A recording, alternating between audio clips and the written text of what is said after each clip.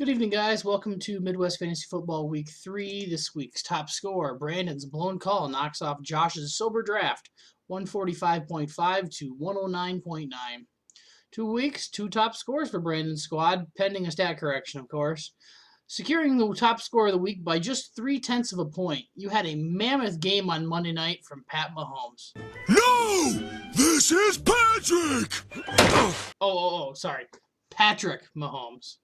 Can we talk about the fact that Mahomes' mom tweeted about the announcers on Monday Night Football calling him Pat, and they actually brought it up on air during the game? What a time to be alive. Can you imagine John Madden or Pat Summerall getting that kind of feedback? Boom! Tough acting to action. Mahomes got you 43 points to lead your team in scoring, followed by the double running back combo of Nick Chubb and James Conner with 26.5 and 25.9 respectively. You did have a few duds in here with only 1.9 points from Darren Waller and 1.5 points from the Washington football team defense. I think that's the first time this season I've actually mentioned the Washington football team. I heard that they really like that name and are considering sticking with it. To their marketing people, Well, Chief, don't quit your day job. I think it sucks. Get a real name. For Josh, leader of the newly minted sober drafts, you got 29.6 points from Indianapolis as they beat up on the hapless Jets, 14.8 points from Ezekiel Elliott, and 14.3 points from Juju Smith-Schuster. You didn't really have anyone who had a really crappy game other than Kaimi Fairbank's 3 points. Just no monster games outside of that Colts defense. This week's biggest blowout game goes to Nick's T-Boys to Men over Jason's Uratol, 125.5 to 84.4, a 41.1 point margin of victory. Three players. That's all you needed this week. Tyler Lockett's 32.5, Dalvin Cook's 27.9, and Jared Goff's 27.2. 87.6 points, which would have been enough to beat Jason by 3. Now, it's a good thing that those 3 went off because of the 0.6 points you got from Jacksonville's defense, and the 0.9 points from Deontay Johnson would have killed you in a normal situation. Jason, it's the second week in a row that you're on the losing end of the biggest blowout. At least it's only a 2-digit deficit this week. Maybe next week you can get it down to a single-digit loss or even a win. You got 31.2 points from Josh Allen and 12 points from Myles Gaskin. Rough week for you on the injury front, missing Saquon, Cortland Sutton, Cam Akers, George Kittle. That's a lot. I know you're already worried about the potential of a deuce in your life. Well, at this point last year, you were also 0-3 on your way to 0-5, only to roar back and beat me in the first round of the deuce bracket. Can we not do that again this year? No, that's not going to be a problem. In this week's closest game, Pope 2.0's Pew Pews gets on the board with their first win, sliding past Drew's limp CMC, 122.2 to 121.4, an 0.8 of a point margin of victory. Pope Dose needed a few big games to grab his first win of the season, and he got them from Carson Wentz, Cooper Kupp, and Tyler Boyd, all who put up between 22 and 20 points. You also got 3 double-digit games from Todd Gurley, Travis Kelce, and CeeDee Lamb. You had the superior bench in this one, getting almost 70 points from guys like Darrell Henderson, Devin Singletary, and Antonio Gibson. Hey, remember on Saturday when we were playing golf and you were complaining about your running backs? Yeah, me too. That's not true at all. As for Drew, he loses that firmness that his team normally has in stalwart Christian McCaffrey, but the move to pick up and play Mike Davis instead worked out pretty well, as you still got 19.1 points from Davis this week. Alan Lazard led your squad with 26.4 points, followed by 19.2 from Big Ben, the aforementioned Mike Davis, and 18.7 from Tyreek Hill. You were hurt the most by the bad marks on Baltimore's offense, getting only 3 points from Mark Ingram and 3.7 points from Mark Andrews. I had to say bad marks and not black marks because Mark Andrews' headshot shows that he is definitely white and would like to know if I'd be interested in investing in Amway. In other games, Chris's 2 men in a defense narrowly missed out on high score, putting up 145.2, investing Alex's Do I Say Deuce, who put up a respectable 130.3. Alvin Kamara and Russell Wilson combined to put up 78 points by themselves. Adding in another 30 points was New England's defense and Clyde Edwards-Helaire, and 11.7 from David Johnson. Those guys alone is something like 120 points. Fortunately, the rest of your squad managed to scrape up enough points to get you past Alex, no thanks to your starting wide receiver duo of Darius Slayton and Julian Edelman combining for just 8 points this week.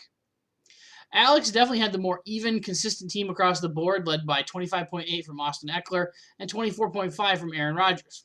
You had 6 other players put up between 10 and 18 points. Anytime that you put up 130 and lose, it's a tough break. There were a couple improvements that you could have made over your starting lineup, but not enough gains were available to get you to 146. In the next matchup, Pope 1.0's Hey Buddy knocks off Derek's Motherfucker. Oh, yeah, that Derek. This guy single-handedly ruined the word motherfucker. Do you know how hard that is to do? 131.6 to 102.2. Pope's running back committee gets a new face this week, with Derrick Henry's 29 points followed up closely by James Robinson's 27.9 points. Robinson managed to benefit from both of Jacksonville's scores in the shit show that was the Jags-Dolphins last week on Thursday Night Football. Following those two guys up was DeAndre Hopkins with 21.7, Deshaun Watson with 17.1, and Aaron Jones with 15.6. For Derek, That motherfucker. yes, that Derek. He was led by Kyler Murray's 21.7 points, DK Metcalf's 17 points, Robbie Gould's 14, and 12.7 from Miles Sanders. Bit of a weak game from Odell Beckham Jr. and AJ Green. Both have underperformed so far in this young season, with only OBJ exceeding projections in last week's game. Finally, my last Dob gets the first win of the season, beating Lee's Pass Me the Mostert 115.6 to 113. I got 26.7 from Keenan Allen, 23.3 from Allen Robinson, and a pair of 14-point games from Lamar Jackson and Chris Godwin. 3 wide receivers and a quarterback. Still missing in action are my running backs, who have only made it to their projected totals once in 6 tries through 3 weeks of the season. I'm certainly not going to put one of them in my flex, as bad as they are. Lee appears to have started tanking for golf seeding early this year, now dropping to 0-3. He got 30.5 points from Dak, 18.9 points from Robert Woods, and 13.4 from Will Fuller. This matchup was really decided at the flex spot, as Keenan Allen's 26-point day dwarfed the 3.7 you got from starting Evan Ingram in your flex. Literally the only option you either had was to start Ingram in the flex or Devonta Freeman, who newly signed to a team in that spot, due to carrying Devontae Adams, DJ Chark, and Raheem Mostert as your injured players on your bench. Speaking of which, a friendly reminder that you have 2 IR spots this year instead of just the normal one. Once again, things that could have been brought to my attention yesterday! Most teams are actually using 2, but Lee, you specifically were only using 1, so I thought I'd poke a little fun at you. Of course, we added the second IR spot in case of a COVID outbreak, and then wouldn't you know it, there it is. There's been an outbreak of The corona. So we made it through 3 weeks. Tennessee's had an outbreak with 3 players and 5 staff members. I think another one tested positive today. I don't know if they said specifically if it was a player or a staff member, but there was another positive test today. As such, they're currently not holding team activities. Their game versus Pittsburgh has definitely been postponed at least till Monday or Tuesday next week, and could potentially be postponed completely, where they're going to reschedule it later in the season. So I would expect that you should be aware of that. The catch will be is because just one player won't be out for COVID, that the whole team in the game will be moved. I would assume the team will show as on bye and not as, oh, this is a COVID player, so you could put them in your IR spot. So you should be planning that those guys might be on a bye this week and potentially maybe lose their bye later in the season. This week's waiver claims, Justin Jefferson was the big target this week, going to Chris with a $17 claim over Alex, Brandon, and Pope 2.0. The Rams defense had a couple people going in on them, going to Pope 1.0 for $4, and Brandon Ayuk went to Pope 1.0 as well for $7. This week's stat roundup, thanks to Nick. This was Lee's 60th loss. Chris gets his 69th win. Drew gets his 50th loss. And if you couldn't tell, so far this season is blowing out previous years in terms of scoring averages. Currently averaging almost 13 points above the average of 107.1. We're currently looking at like something like 119.7 or something weird like that. It's nuts. The defenses are bound to catch up eventually. Maybe, you might think. Still no wagers on the board. I know Pope 1.0 and I were kicking some ideas back and forth, but nothing's on the board yet. Brandon was kind enough to pay me after last week after I poked some fun at him, so I appreciate that, Brandon.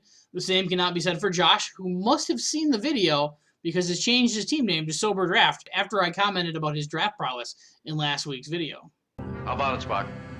Fascinating. You owe me some money, motherfucker! Good luck to everybody in week 4.